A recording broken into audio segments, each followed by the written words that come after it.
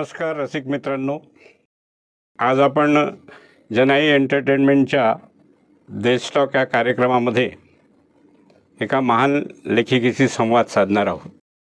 त्यांचं नाव आहे श्रीमती नेहा भांडारकर।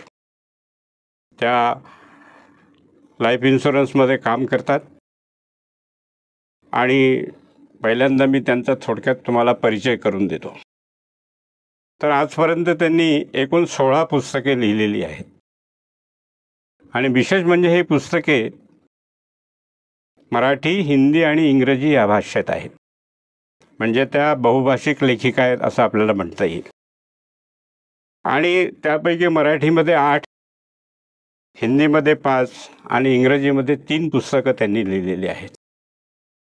आणि साहित्यामधले जवळजवळ सगळे प्रकार किंवा आकृतिबंध त्यांनी हाताळलेले आहेत।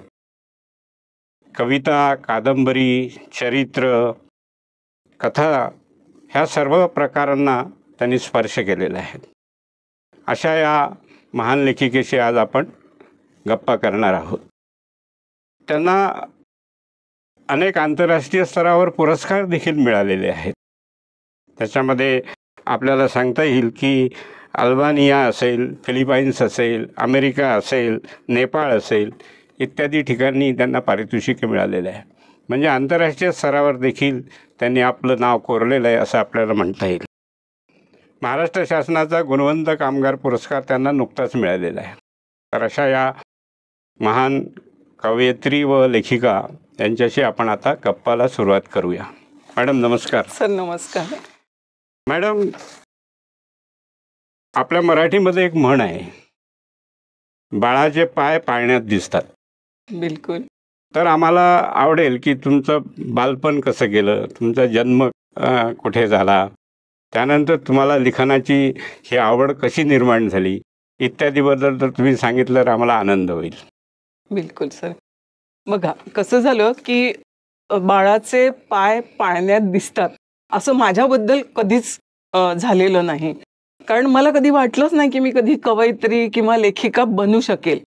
पण एक मी छान वाचक होते लहानपणापासून। एक तर सगळ्यात पहिले मी सांगते की मी एका मिडल क्लास फॅमिलीतून आलेली आहे। माझे बाबा इंडियन ब्युरो ऑफ माइन्सला ॲडमिनिस्ट्रेशनला होते, आई होममेकर होती आणि माझे आजोबा छोटासा व्यवसाय होता। घरी वाचनाची आवड तिघांना पण होती, आई, बाबा, आजोबा। माझ्याकडे आठवड्यातून 6 न्यूजपेपर यायचे, हिंदी, मराठी आणि इंग्रजीतून। आणि माझे आजोबा आम्हाला लहानपणी चांदोबा हे जे बालमासिक यायचं आणि दुसरं यायचं चाचा चौधरी। आता तुम्हाला माहिती आहे की 1960 नंतर कार्टुनिस्ट प्राणकुमार शर्मा यांनी चाचा चौधरी सुरू केलं होतं मुलांसाठी। आणि तेलुगूतनं चंदा मामा सुरू झाला होता आणि ते बी नागारेड्डी आणि चक्रपाणी हे 2 संपादक होते आणि त्यांनी ते तेलुगूतून सुरू केलं होतं चंदा मामा नावानी आणि ते मराठीत अनुवादित होऊन चांदोबा नावानी यायचं। तर आजोबा मला ते दोन्ही मासिकं दर महिन्यात घेऊन द्यायचे आणि मला वाचनाची आवड तर तिथून लागली, बालसाहित्यातून। आणि काय झालं की बालपणीची आठवण म्हणून साहित्यातली एक सांगते तुम्हाला, अभ्यासात मी हुशार होते। अवांतर म्हणजे मला अभ्यासातली पारितोषिकं खूप मिळायची, पण मला वाचनाचं किंवा लेखनातलं जे पहिलं पारितोषिक आहे ते चांदोबातून मिळालं। चांदोबामध्ये प्रश्नकोडी यायची, प्रश्न मंजुषा किंवा शब्दकोडी यायची, ती मी सोडवायची आणि चांदोबाच्या ऑफिसला पाठवायची। एका महिन्यात असं झालं की मला पारितोषिक लागलं आणि कॅडबरी जेम्सचं चांगलं 5 किलोचं वगैरे पॅकेट असेल ते मला घरी आलं, घरपोच। आणि माझा आनंद इतका की एक वाचक म्हणूनच आलं होतं मला ते ना पारितोषिक जे मिळालं ते। मी पूर्ण कॉलनीभर जितके मित्रमैत्रिणी होते त्यांच्याकडे जाऊन ते पॅकेट मुठमुठभर कॅडबरी जेम्स सगळ्यांना वाटून आले आणि तो माझा आनंद अवर्णनीय होता। कारण की तो माझ्या आयुष्यात मिळालेलं अवांतर पारितोषिक होतं ते, आणि मी तेव्हा फक्त 5वी किंवा 6वीत असेल। ही माझी बालपणीची साहित्यातली पहिली आठवण। आणि दुसरं हे की आई बाबा आजोबा वाचक होतेच, पण आणि माझ्या आईबाबांना नाटकांचं पण खूप आवड होतं, आईला सिनेमाची खूप आवड होती। तर काय व्हायचं की माझ्या आईला सिनेमाची आवड होती, हिंदी सिनेमांची। तर त्यावेळी गुलशन नंदा 1965ची वगैरे गोष्ट, गुलशन नंदाचे खूप पिक्चर म्हणजे काजल आहे किंवा कटी पतंग आहे, खिलोना आहे, खूप चालले ना ते पिक्चर। मग हा गुलशन नंदा काय करायचे आधी सिनेमा काढायचे आणि मग त्यांचे उपन्यास निघायचे. उपन्यास लिहायचे, ठीक आहे. बरोबर. आणि ते पॉकेट कादंबऱ्या म्हणून असे पॉकेट नॉव्हेल्स म्हणून यायचे. माझ्या आईच्या पर्समध्ये कायम ते पॉकेट गुलशन नंदाचं असायचं. बरं. तर माझ्या बाबांनी पाहिलं की हिची आवड तर आहे पण चांगल्या दिशेला जात नाहीये. तर बाबांनी काय केलं की आपल्या सिव्हिल लाईन्सला जे शासकीय ग्रंथालय आहे तिथे मेंबरशिप घेतली आणि तिथून तिच्यासाठी ते पुस्तकं आणायला लागले. मग त्यात आमच्याकडे शिवाजी सावंत, शिवाजी इनामदार, आपले वि. स. खांडेकर, पु. ल., वपू काळे, ह्या सगळ्यांची पुस्तकं कायम येत राहिली आणि ती आमच्या टेबलवर समोर हॉलमध्ये असायची. आई ती वाचायची आणि ती आम्हाला बघायची सवय झाली. बघता बघता मी जेव्हा 10वीत गेले तेव्हा मी सगळ्यात पहिले 10वीच्या उन्हाळ्याच्या सुट्टीमध्ये जर पहिली कादंबरी वाचली मोठ्यांची ती होती ययाती, वि. स. खांडेकरांची, ज्ञानपीठ पुरस्कार मिळालेली. आणि मला असं वाटतं की 14व्या वर्षी तुम्ही ययाती वाचता तर मग तुम्ही त्याच्यानंतर त्याच्यापेक्षा म्हणजे कमी दर्जाची कादंबरी वाचूच शकत नाही. कारण तिथूनच माझा वाचनाचा जो दर्जा आहे ना तो सेट झाला होता की ययातीच्या पुढच्या आणखीन काय. शिवाय माझे बाबा अगाथा ख्रिस्ती, नंतर आयन रँड ह्या इंग्लिश कादंबऱ्या आमच्याकडे असायच्या, त्या पण वाचनाची मला सवय लागली तेव्हाच. आणि अशी माझी वाचनाची सवय डेव्हलप झाली आणि मी वाचक झाले. पण वाचन कसं छान करायचं हे मी आईकडून शिकले. माझ्या आईचे वडील नारायणराव शेंडे, ते नाटकांमध्ये काम करायचे, ऐतिहासिक नाटकं जास्ती करायचे आणि शिवाजी महाराजांचा रोल जास्ती केला त्यांनी. की रायगडाला जेव्हा जाग येते, गडाला पण सिंह गेला, तर आईच्या डोक्यात एक शिवाजी महाराजांची इमेज म्हणजे आपले वडील असं होतं. त्यामुळे छावा वगैरे सारखे काही किंवा त्या ऐतिहासिक कादंबऱ्या वाचताना ती इतकी बुडून जायची त्यात की तो अस्वस्थपणा, ती कादंबरी संपेपर्यंत तिची तो अस्वस्थपणा तिच्या स्वभावात येऊन गेला होता. 3-4 दिवस आमच्या घरी असं वातावरण असायचं की काय झालं आईला, म्हणजे आम्ही बघायचं आई इतकी अस्वस्थ का. तर आई त्या वाचनामुळे, त्या पात्रांमुळे, त्या पात्रांच्या दुःखात ती इतकी एकरस होऊन जायची, इतकी समरस होऊन जायची की आम्ही पाहिलं की वाचक म्हणजे वाचक कसा असायला हवा तर तो आईसारखा असायला हवा. आणि तिथून मला जी वाचनाची गोडी निर्माण झाली ती आईपासून निर्माण झाली. तर असं माझं हे बालपण. आणि मग मी कॉलेजला गेले तर कॉलेजला एक नेहल नावाचं पाक्षिक निघायचं, त्यात मी असे छोटे छोटे निबंध वगैरे काही लिहायचे, जसं की the pen is mightier than sword वगैरे, आणि मला त्याच्यात बक्षिसं मिळायची आणि मग आम्हाला गॅदरिंगमध्ये पारितोषिक मिळायचं.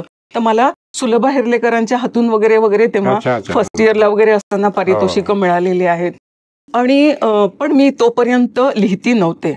मी लग्न झाल्यावर 15 वर्ष तर माझं वाचन पण बंद होतं आणि 2009 पासनं मी लिहिती झाले. 2009 पासनं मी लिहिती झाले. लिहिते झाले म्हणजे काय की आमचे साहेब, माझे मिस्टर जे होते ते तहसीलदार होते आणि सतत त्यांच्या ट्रान्सफर्स असायच्या आणि मला वाटतं 15 वर्ष ते नागपूरच्या बाहेरच होते. त्यामुळे काय झालं की जगण्यात एक थोडीशी पोकळी किंवा रिकाम पण आलं.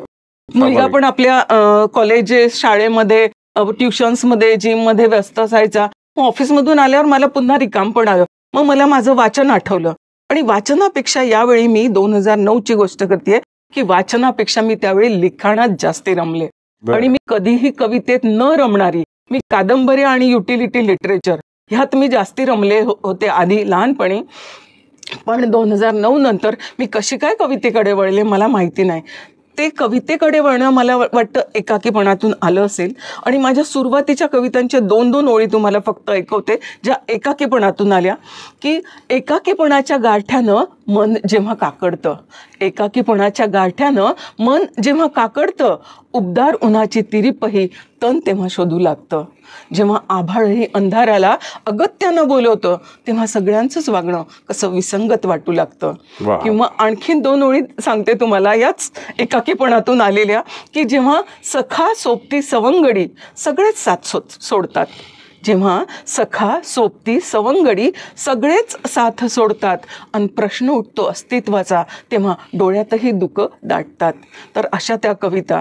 किंवा इंग्लिश पहिली कविता लिहिली होती की म्हणजे स्त्री पुरुषाचं दुःख. स्त्री म्हणते की मी खूप दुःखी असते, पुरुष आणि तिला वाटतं पुरुष सतत खूप आनंदी असतो, फ्री बर्ड असतो.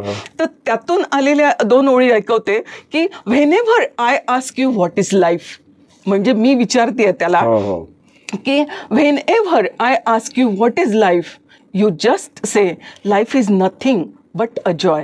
Life is nothing but a joy if you know how to enjoy. तर अशा त्या कविता सुरुवातीच्या आणि इथून माझा कवितेचा प्रवास सुरू झाला. Okay okay okay. तुम्ही साहित्याचे सगळेच प्रकार हाताळले. कथा लिहिल्या, कादंबरी लिहिली आहे, कविता लिहिल्या, चरित्र पण तुम्ही लिहिलेलं आहे, समीक्षा पण झाली, समीक्षा पण, हां समीक्षा पण लिहिलेले आहेत.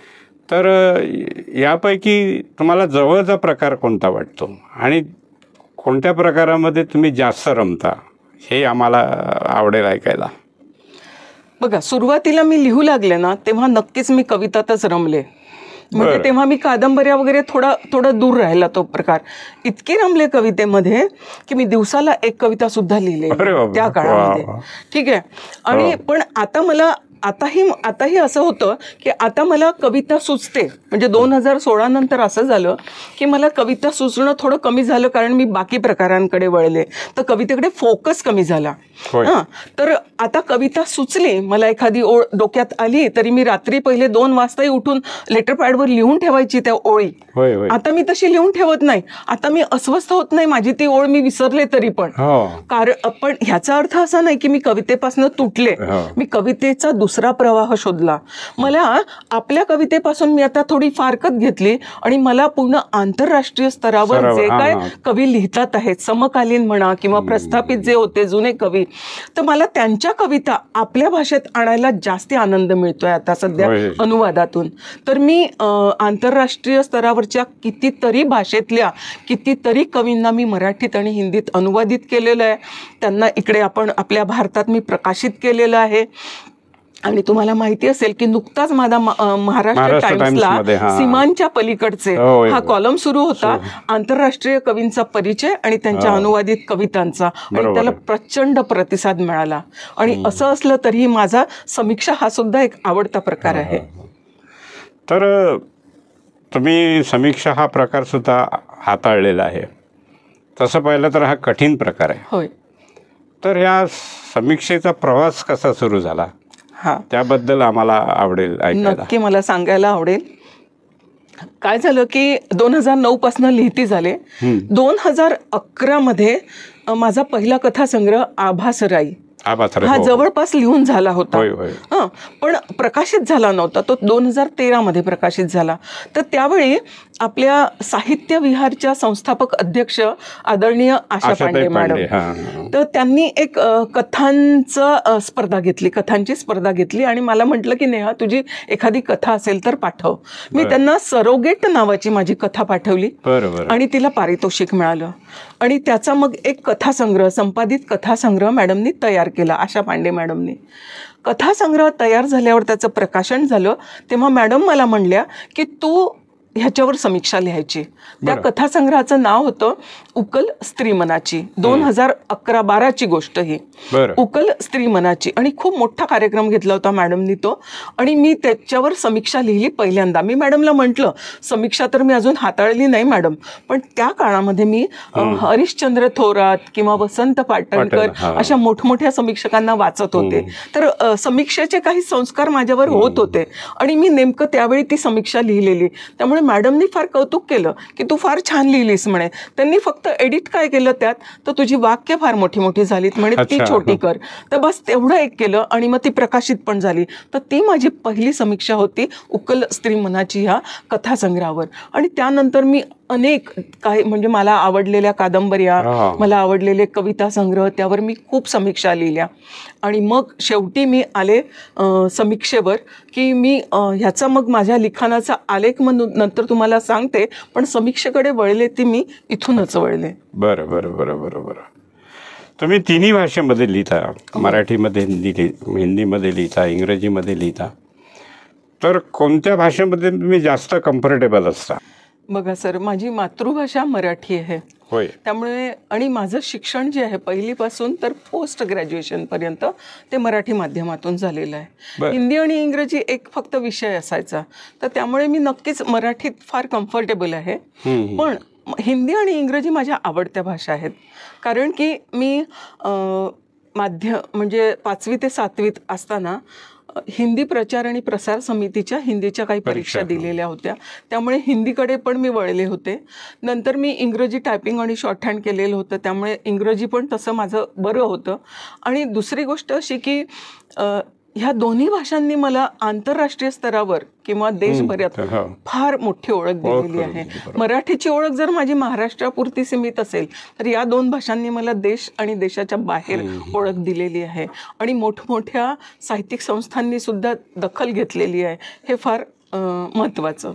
बरोबर आहे, बरोबर. तुम्ही जे एकंदरीत लिखाण केलेलं आहे, समग्र लिखाण आपण ज्याला म्हणू, त्यापैकी कोणतं तुम्हाला जास्त महत्त्वाचं वाटतं? मला नक्कीच कविता, समीक्षा, आणि तसं मी सगळ्याच ह्याच्यात कम्फर्टेबल असते, सगळ्या जॉनरमध्ये.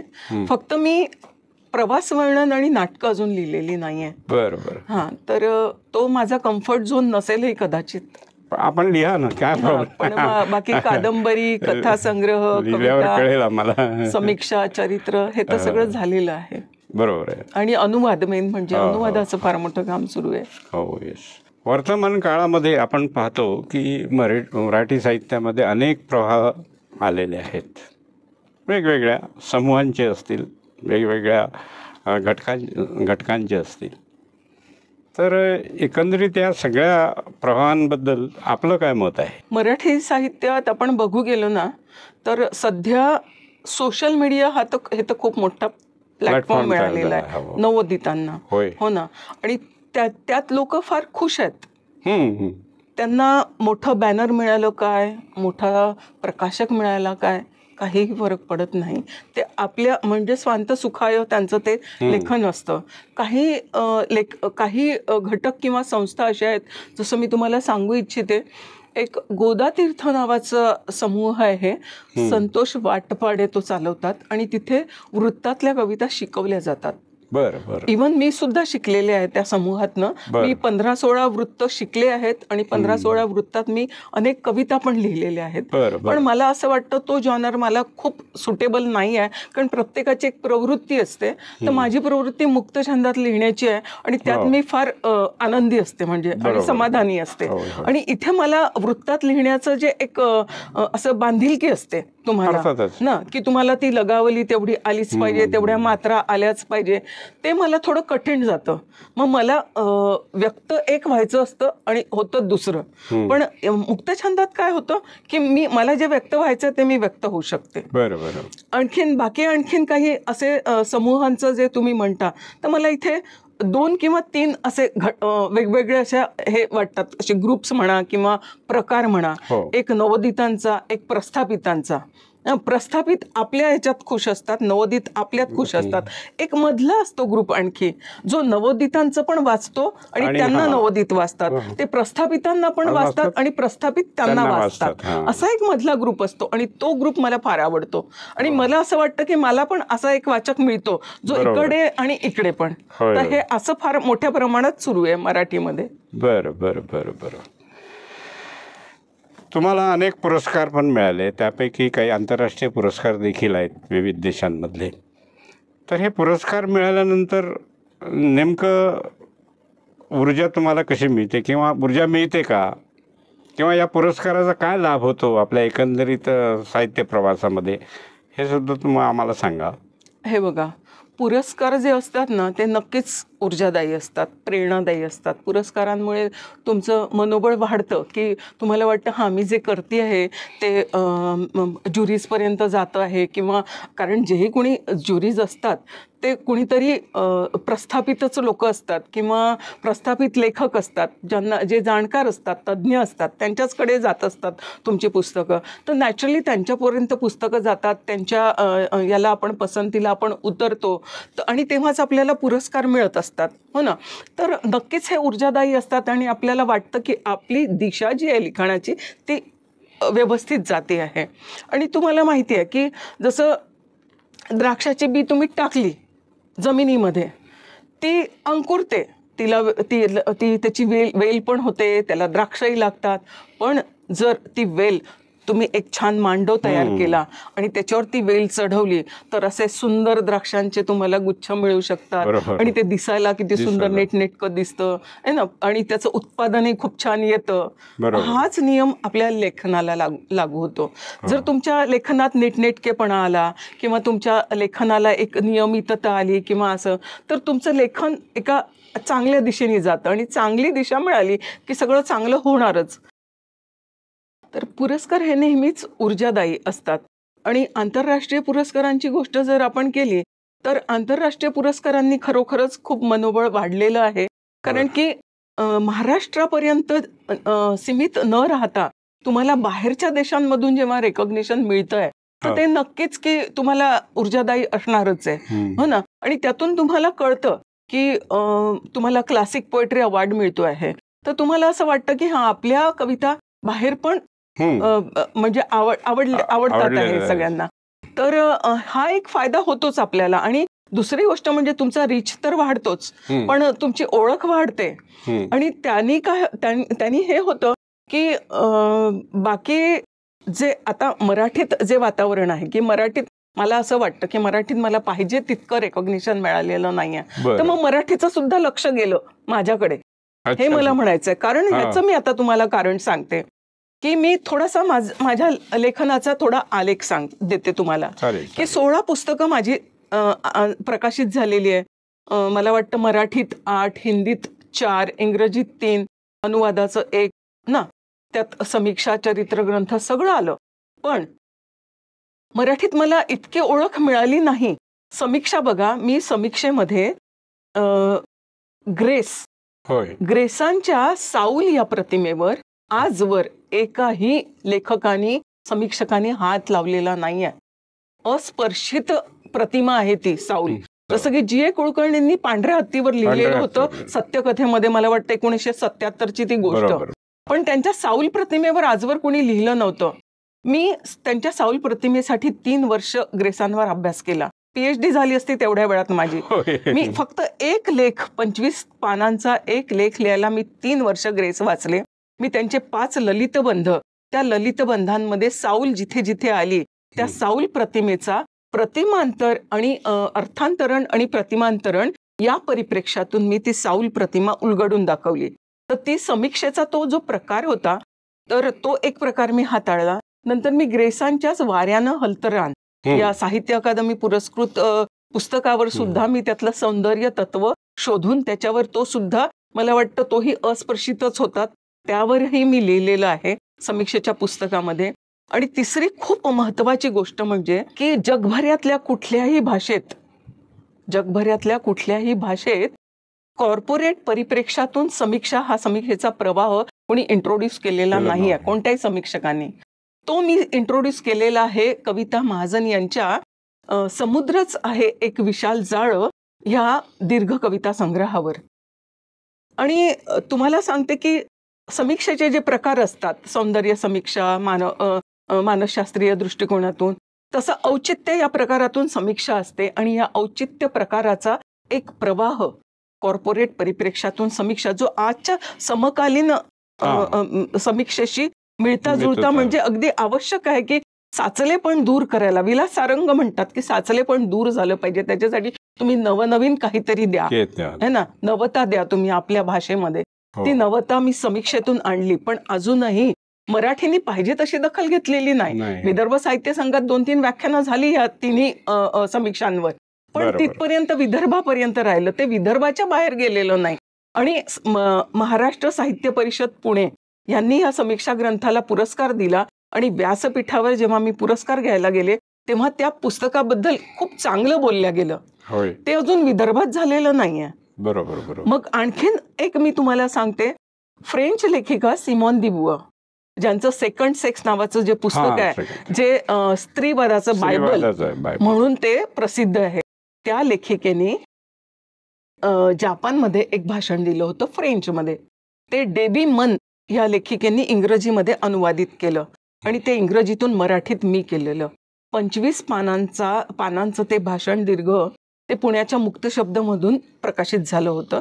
ती म्हणजे तो पण एक अनुवादित होतं. आणि त्यांच्यावर जी समीक्षा झाली होती सिमॉन दी बुवावर जी समीक्षा त्यांच्या एकूण पुस्तकावर, त्या समीक्षेवर किंवा त्या टीकांवर त्यांनी दिलेलं उत्तर म्हणजे ते भाषण होतं. आणि ते इतकं महत्वाचं आणि इतकं दुर्मिळ भाषण आहे. सिंगापूरला माझी एक मैत्रीण असते, तिच्याकडून मला ते इंग्रजीतून मिळालं होतं आणि ते मी मराठीत आणलं होतं. अजूनही त्याची पाहिजे तशी दखल घेतलेली नाही आहे.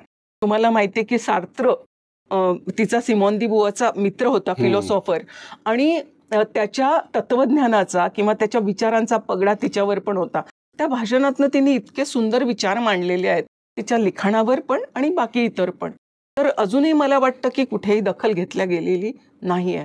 आणि याच्याशिवाय आणखी मला सांगावंसं वाटतं की कृष्ण प्रसाई नावाचे एक कवी आहेत, काठमंडू, नेपाळचे. त्यांनी झेन कविता संग्रह लिहिला, झेन तत्वज्ञानावर आधारित कविता, झेन कविता संग्रह, घाम को वर्षा असा नेपाळी आहे तो संग्रह. आणि तो 32 फॉरेन लँग्वेजेस मध्ये अनुवादित झाला आणि भारतीय 4 भाषांमध्ये झाला, मराठी, हिंदी, गुजराती आणि अजून एका भाषेमध्ये. मराठीतनं मी केला. तर बघा, मराठीमध्ये झेन कविता संग्रह अनुवादाच्या रूपात आणण्याचं काम सुद्धा मी केलेलं आहे. मराठीला बरंच काही आपण योगदान दिलेलं आहे, पण मराठीत अजूनही पाहिजे तशी दखल घेतली नाहीये, है ना. तर ही थोडी खंत आहे मला. आणि आणखीन सांगायचं म्हणजे आपलं मुंबईचं जे सांस्कृतिक संचालनालय आहे महाराष्ट्र गव्हर्नमेंटचं, तर त्यांनी बाबूजींची आणि गदी माडगुळकरांची जी जन्मशताब्दी वर्ष होतं, त्या वर्षी त्यांनी मला अनेक कॉलेजेसमध्ये कार्यशाळा घेण्यासाठी नियुक्त केलं होतं. आणि तुम्हाला माहिती आहे की आत्ताच मॉरिस कॉलेजमध्ये सुद्धा विद्वत्ता परिषद झाली आणि तिथे पण अहिल्याबाईंचं व्याख्यान, त्याच्यासाठी पण सांस्कृतिक संचालनालयाकडूनच मला आमंत्रण आलं होतं, पण मला रिकमेंड मात्र तुम्ही केलं होतं. तर ही फार छान गोष्ट आहे की तुमच्यासारखे रत्नपारखे लोक मराठीत मला भेटत आहेत. तर हा माझ्यासाठी फार आनंदाचा आणि समाधानाचा एक आणि दिलासा देणारी अशी एक बाब आहे. तर तुमच्यासारखे अनेक पाठीराखे आम्हाला मिळो असं मी नेहमीच प्रार्थना करेन.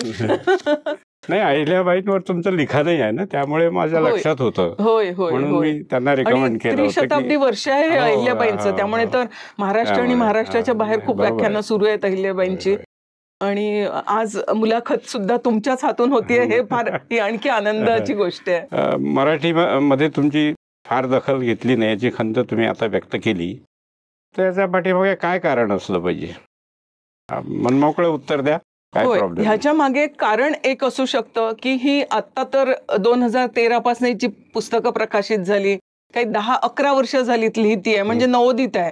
मी स्वतःला विद्यार्थी दशेतच समजते. आता मला खूप शिकायचंय, अजून खूप वाचायचंय नक्कीच. म्हणजे पण काय आहे की एकतर नवोदित म्हणून लक्ष जात नसेल किंवा मग काय तरी वेगळं लिहिलं ते मराठीत रुजायला वेळ लागतो, ते रुजायला पण वेळ लागू शकतो, है ना.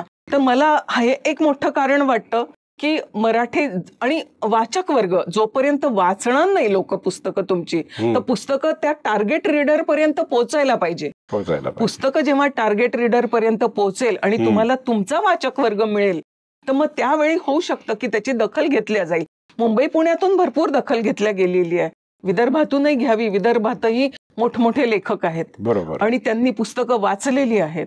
तर आपलीच माणसं आपल्याला हे नाही, आपली पाठराखण करणार नाही किंवा पाठराखणही करू नये, पण जे चांगलं आहे त्याला चांगलं म्हणावं अशी एक इच्छा असते. कारण आम्ही नवोदित असो की प्रस्थापित लेखक असो, आम्ही बरोबर त्याची दखल घेतो. आणि प्रवाहाच्या विरुद्ध जाणाऱ्या लोकांचे तर म्हणजे रवींद्र लाखे म्हणून आहेत मुंबईला नाट्यकर्मी, तुम्ही ओळखत असाल त्यांचा रिलया कथा संग्रह. आता तो रिलया कथा संग्रह म्हणजे आता मराठीत नवीन वळण येत आहे कथांना, अशा पद्धतीचा आहे तो. त्याच्यावर लिहायला लोक घाबरले म्हणा किंवा लिहिलं नाही लोकांनी की काय लिहिलं यांनी, याला काय कथा म्हणतात का. पण त्यातून मला युटोपिया आणि डिस्टोपिया हा एक फॅक्टर सापडला आणि त्या अनुषंगाने मी त्यांची जी समीक्षा लिहिलेली आहे ती माझ्या समीक्षेच्या पुस्तकात आहे. तर तुम्ही मला सांगा की म्हणजे असं काहीतरी नवीन देते आहे मी मराठीला, मराठीने कमीत कमी ते वाचावं, दखल घ्यावी असं मला वाटतं. अनेक वर्षापासून सातत्यानं राष्ट्रीय स्तरावर, राज्याच्या स्तरावर एक प्रश्न नेहमी उपस्थित होतो, तो म्हणजे लेखकाचं अभिव्यक्ती स्वातंत्र्य. त्याच्यावर आपलं मत काय आहे ते तुम्ही सांगितलं तर बरं होईल. बघा काय आहे की अभिव्यक्ती स्वातंत्र्य हे आपल्याला सगळ्यांनाच मिळालेलं आहे. होय. तर अभिव्यक्ती स्वातंत्र्याचा अतिरेक पण होऊ नये आणि अभिव्यक्ती स्वातंत्र्याची मुस्कटदाबी पण होऊ नये, है ना. तर अभिव्यक्ती स्वातंत्र्याचा प्रॉपर उपयोग व्हावा, योग्य उपयोग व्हावा असं मला वाटतं. आणि जेव्हा कारण आता तुम्ही बघा, अभिव्यक्ती स्वातंत्र्य म्हणून कुणी कुणाला ट्रोल करतं, कुणी कुणाबद्दल काहीही बोलतं. तुम्हाला प्लॅटफॉर्म मिळालेला आहे सोशल मीडियाचा, तर तुम्ही त्याचा वापर कशाहीसाठी करता. मला एवढंच म्हणायचं आहे की प्रत्येक नाण्याला दोन बाजू असतात. तुम्ही दोन्ही बाजू पडताळून बघा. तुम्ही एका विचारधारेचे आहात ना, तुम्ही दुसरी पण विचारधारा आधी वाचा. बरोबर. आणि दोन्ही विचारधारा वाचल्यावर तुमचं जे मत होतं ना, त्याच्या तुम्ही एकच विचारधारा वाचून त्याच्यावरच जर तुम्ही बोलणार, तर ती एका चौकटीत तुम्ही राहू नका. तुम्ही सर्वांगीण त्याचं वाचन करा आणि मग तुम्ही आपलं मत तयार करा आणि मग तुम्ही बोला त्याच्यावर. तुम्ही तथ्य परखा. उगाच लोकांना ट्रोल करण्यात अर्थ नसतो. तर हे ट्रोलिंग आजकाल फार चालतं. तर मला असं वाटतं की तथ्य परखून मग तुम्ही कुणावरही कमेंट करावी किंवा प्रतिक्रिया, आणि आपल्या बुद्धीचे म्हणजे उगाच धिंडवडे काढू नये तिथे. आजचे जे नवोदित आहेत, वर्तमानामध्ये लिहित आहेत आणि समाज माध्यमांचा मोठ्या प्रमाणात वापर होत आहे, तर यांना काय संदेश तुम्ही द्याल? आता बघा, नवोदितांची स्थिती कशी आहे बघा, की डर है कि कहीं उसे खो ना दूं, डर है कि कहीं उसे खो ना दूं, सच यह है कि कभी उसे पाया ही नहीं. ही गती कशी आहे? ही मराठीची गत आहे. ही आजची जी पिढी आहे ती इंग्रजी माध्यमातून शिकते किंवा सेमी इंग्रजी शिकते. तर मराठी एक विषय म्हणून येतो त्यांना. तर ना तर त्यांचा मराठीवर होल्ड आहे, ना तर इंग्रजी बऱ्यापैकी आहे. कारण घरात जर वातावरण नसलं तर इंग्रजी पण त्यांचं बरं नसतं. मग ते मराठीत लिहितात पण ना धड मराठीत धड इंग्रजीत लिहितात. त्यांची इंग्लिश चालत असते, खूप मोठी आहे ना. तर मराठी त्यांच्या हातात पण नाही येत आहे, मराठी हातातून सुटल्यासारखी पण वाटते त्यांना. तर हा जो शेर आहे ना, हा त्यांना खूप छान लागू होतो आहे. तर एक मला ह्या नवोदितांसाठी एक छोटीशी बोधकथा सांगते. 1 मिनिटाची बोधकथा आहे. नवोदितांनी अगदी म्हणजे ती लक्षात ठेवावी की समुद्रकिनारी एक छोटासा मुलगा लाटेमध्ये खेळत असतो. लाटेशी खेळता खेळता त्याची एक चप्पल लाटेसोबत आत जाते. पुष्कळ वेळ वाट पाहतो तो, त्याची चप्पल बाहेर येत नाही. तो समुद्र किनाऱ्यावर लिहून ठेवतो की हा समुद्र चोर आहे. त्याच वेळी एक स्त्री रडत रडत समुद्र किनाऱ्यावर येते.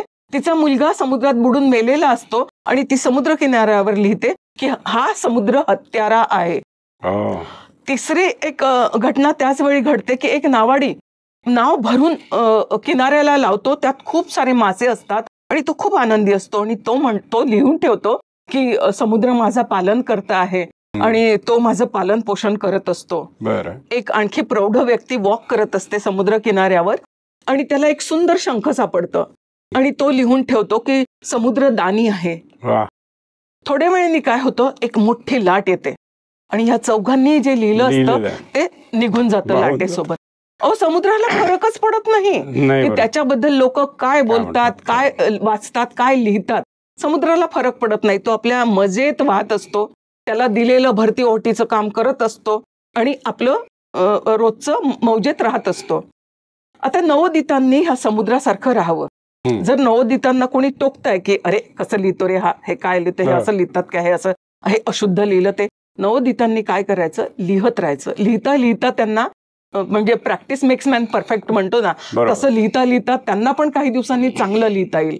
पण ही कथा, बोधकथा त्यांनी सकारात्मक घ्यावी. त्याच वेळी जर त्यांना कोणी मार्गदर्शन करणार असेल तर त्यांनी ते मार्गदर्शन त्याच्यातून काही चांगलं शिकावं. बरोबर. तर म्हणजे उगाच हे नाही की आम्ही जे लिहितो ते चांगलं, हे नको. त्यांनी लक्ष देऊ नये कशासाठी की ते डिमोरलाइज होऊ नये म्हणून, पण त्यांनी मार्गदर्शनाकडे पण लक्ष द्यावं. तर एक छोटंसं की आणखीन एक असं की आजकाल पाहिलं तुम्ही सोशल मीडियावर, इकडे कविता तयार झाली की इकडे पोस्ट होते त्यांची, मस्त सुंदर सुंदर चित्र गुगल मधून काढून वगैरे, है ना. तर त्यांना हे नसतो अजिबात की थोडं थांबावं, त्या कवितेला 8-10 वाचून काढावं, त्यात काही अशुद्ध आहे का किंवा त्यात आपल्याला काही आणखीन चांगले शब्द टाकता येतात काय, ती आणखी अर्थपूर्ण होईल काय, तर हे ह्याच्यासाठी त्यांच्याकडे वेळ नसतो. आलं की पोस्ट केलं. तर त्या लोकांसाठी एक गोष्ट फक्त कि खुशी थोड़े समय के लिए सब्र देती है, खुशी थोड़े समय के लिए सब्र देती है, लेकिन सब्र हमेशा के लिए खुशी देता है. तर हा सब्र जे आहे तो त्यांना यायला पाहिजे असं मला वाटतं नवोदितांसाठी. बाकी नवोदित पण काही काही फार छान लिहितात आहे की म्हणजे अजून प्रस्थापितांचं लक्ष त्यांच्याकडे जावं असं मला वाटतं. पण फार छान लिहितात आहेत नवोदित काही, आणि म्हणजे अपवाद आहेत त्याला. खूप छान अपवाद आहेत. जाता जाता तुमची एखादी कविता आपण ऐकू? होय, इंग्रजीतल्या 4 ओळी फक्त ऐकवते तुम्हाला पुस्तकांवर. चालेल. When the woods are thirsty, when the woods are thirsty and the rivers are dried, the books quench your thirst to be pacified. वाह वाह. नंतर एक आपलं पोल्युशनवर लिहितेस. आता कॉन्क्रिटीकरण इतकं होतंय सिमेंटचं. तर birds are wandering for shelters, birds are wandering for shelters, no trees but abundant concrete structures made the life on the earth useless. नंतर मी तुम्हाला आता सध्या युद्धाचं पण खूप सुरू आहे, युद्धावर पण एक 4 ओळी ऐकवते की after autumn hopes of trees never end, after autumn hopes of trees never end but wars put an end for rage of hopes and expectations too. युद्धाने सगळंच काही नेस्तनाबूत होत असतं. एक मराठी कविता ऐकवते. चालेल चालेल. मला असं वाटतं की आजच्या समकालीन परिस्थितीशी आज काय म्हणतात त्याला व्हर्च्युअल हे खूप असतं. प्रेमही आजकाल खूप व्हर्च्युअल व्हायला लागले, आभासी जग आहे. तर एक कविता ऐकवते, लॉग आउट.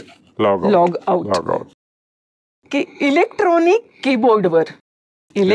कीबोर्डवर बोट फिरवली की मॉनिटरच्या पटलावर उमटत जातात अक्षरे आपोआप.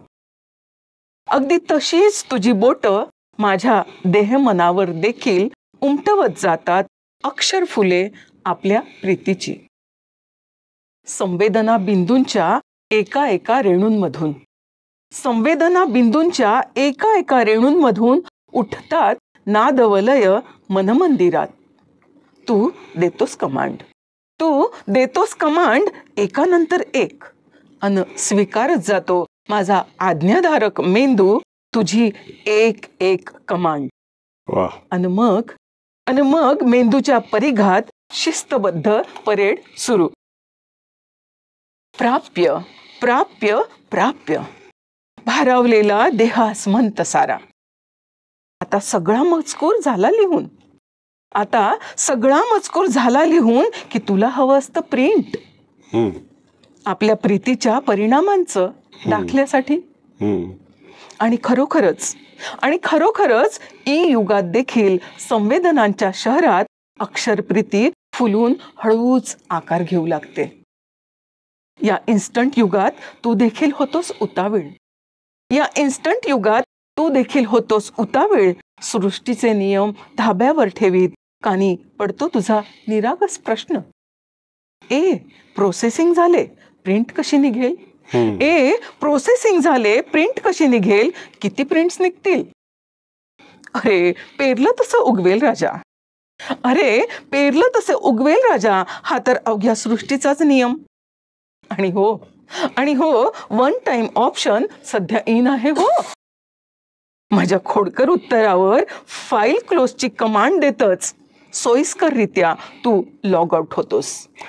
माझ्या खोडकर उत्तरावर फाईल क्लोजची कमांड देतच सोयीस्कररित्या तू लॉग आउट होतोस. अन मी अजाण वृक्षाच्या पालवीसारखी मोहरत बहरत जाते तुझ्या ई प्रेमातही एक नवी फाईल ऍड करत.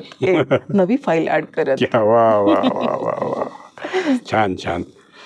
तर नेहाजी, आपण आलात आमच्या विनंतीला मान देऊन आणि या ठिकाणी आपल्याशी छान गप्पा आम्हाला मारता आल्या. मलाही खूप आनंद झाला सर. आणि ह्या गप्पा मारण्यासाठी मला विलास चापलेंनी निवडलं त्याबद्दल त्यांचेही आभार आणि तुमचेही खूप खूप आभार. आपण असंच भेटत राहू आणि अगदीच गप्पा अगदीच. करत राहू. विलास चफळे सरांचा मी पण आभार मानते, तुमचं पण आभार मानते आणि तुमच्या स्टुडिओच्या टीमचं सुद्धा आभार मानते. धन्यवाद.